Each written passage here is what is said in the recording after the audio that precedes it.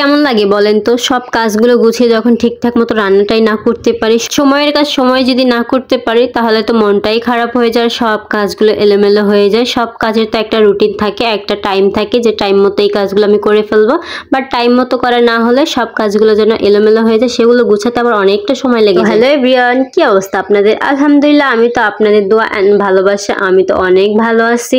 আর আপনারা কেমন আছেন সেটা আগে কমেন্ট বক্সে লিখে দেন। আর আপনাদের এলাকায় শীত কেমন পড়ছে সেটাও আমাকে জানান। আমাদের এখানে তো ভালোই মোটামুটি শীত পড়তেছে, তো শীত পড়ুক আর না পড়ুক আমাদের তো ফ্যান ছেড়ে ঘুমাতে হবে। তবে শীতের দিনে কিন্তু একটা জিনিস খুবই ভালো লাগে, মানে ঘুমাতে ভালো লাগে, উপরে ফ্যান জোরে স্পিডে ছেড়ে আর নিচে হচ্ছে কাঁথা কম্বল যা আছে সবকিছু গায়ে জড়িয়ে তারপর ঘুমাতে বেশ ভালোই লাগে। আমার মেয়ে হচ্ছে একটা হাইপার, মানে কি বলবো, আর এত গরম, উপরে ফ্যান চলতে থাকে তবু ওর মাথা ঘেমে পুরো অবস্থা খারাপ হয়ে থাকে। আমাদের হয়তো অনেকটা শীত করলো তখন ওর জন্য আমাদের জোরে ফ্যান চালিয়ে ঘুমাতে হয়, কিছু করার নাই।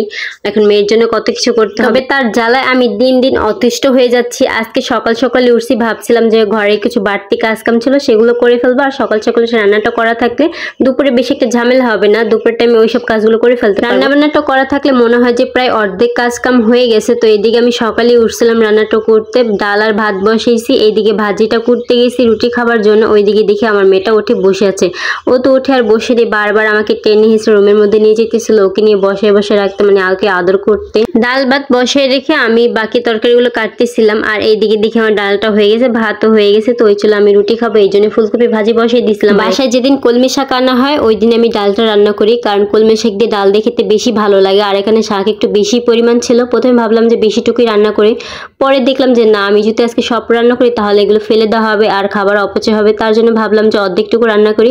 আর আমার না বেশি করে মানে কোনো জিনিস দেখলে খেতে ইচ্ছা করে না, শাকটুকু আমি যদি পুরোটুকু রান্না করতাম শুধু দুপুরেই খাওয়া হতো, রাত্রে আর খাওয়া হতো না, পরে বাকিটুকু ফেলে দেওয়া হতো। এই জন্য ভাবলাম যে আজকে শাক একটুকু রান্না করি, পরে রেখে দিই, পরের দিন আবার রান্না করতে পারবো। শাকের মধ্যে সবচেয়ে কলমি শাকটা ভাজি খেতে বেশি ভালো লাগে, আর ডাল দিয়ে কি যে ভালো লাগে। আর এইখানে আমার ভাজিও হয়ে গেছিল, ফুলকপি ভাজি, আজকে রুটি দিয়ে ফুলকপি ভাজি করব। আর এখানে দেখেন চুলার অবস্থায় কি হাল।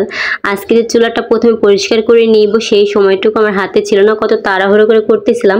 আর এইদিকে আমি মাছ আর হচ্ছে শাক সব ধুয়ে রেডি করে রাখতেছিলাম, কারণ এখন আর রান্না করতে পারবো না, রুটি বানাতে হবে। সকালে নাস্তার টাইম হয়ে গেছে, এখন নাস্তাটা করে ফেলতে হবে। আর আফিয়া ঘুম থেকে যেহেতু উঠে গেছে, ওকে নাস্তা দিতে হবে। তো পরে নাস্তা টাস্তা খেয়ে দেন আবার আসলাম একটু পরে। আর সেই ভিডিওগুলো আমি না নিতে পারিনি আর কি, মেয়েটা ফোন নিয়ে গেছে আমার হাত থেকে, ও ইউটিউব দেখে এই জন্য আর কি। তো এখানে আমি পরে আবার এসে দেন দুপুরবেলা রান্না করছি এই ডালটা, দুপুরবেলা এসে দেন ডালটা বাগার দিয়েছি, আর এইদিকে শাকটাও বসে দিয়েছিলাম। আর শাকে না বেশি করে পেঁয়াজ আর হচ্ছে রসুন দিলে না খেতে বেশি ভালো লাগে, আর তেল তো আছে, মানে শাক পাতাতে একটু তেল বেশি লাগে, তো আজকে বেশি দিয়েছিলাম আর কি, সবকিছু বেশি বেশি করে। আর এই শাকটা যে কি যে ভালো লাগে খেতে, কি আর বলবো, ভাজি খেতে ভালো লাগে, অন্য কিছু না।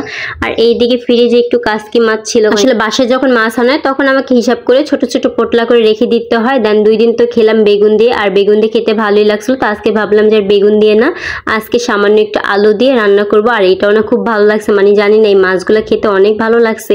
আর এইদিকে থালা বাসন ছিল অনেকগুলি, নাস্তা খাওয়ার পর থালা বাসনগুলো ফাঁকে আমি ধুয়ে ফেললাম। থালা বাসন ধরার পর যে কত কাজ থাকে, মানে রান্নাঘরের কাজ যেন ফুরাই না, এই কাজ সেই কাজ কত কাজ করতে হয়। তো সব থালা বাসনগুলোকে ধুয়ে তারপর আমি রান্নাঘরটা পরিষ্কার করে নিব একদিকে। এইদিকে মাছটা হয়ে গেছে, আর কাসকি মাছ রান্না করতে একটুকু সময় লাগে না, হাতে মাখায় বসে দিলে খুব সহজে হয়ে যায়, বেশি একটা সময় লাগে না। তো যখন আমি এটা রান্না করি আমার খুব অল্প সময় রান্নাটা হয়ে যায়।